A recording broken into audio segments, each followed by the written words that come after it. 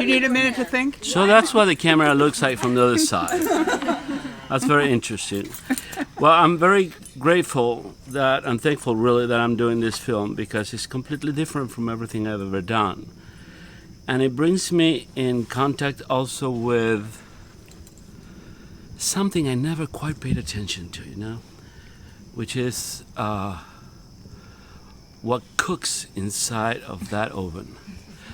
I grew up close to one because my father, who died last week, was a porcelain maker. And he had a porcelain tunnel. I call it the porcelain tunnel, where you load stuff and the cart will just travel through it instead of being. And Mark was explaining to me today what that was.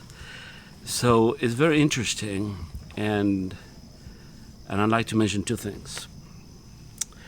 One is I learned that my father passed while I was at the Helsinki Castle in Denmark, where the second act of Hamlet takes place, and where the father of Hamlet shows up as a ghost.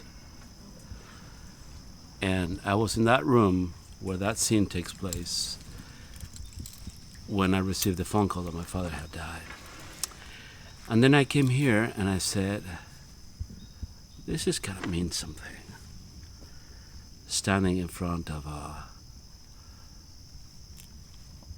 kiln, like the one I saw my father work for so many years.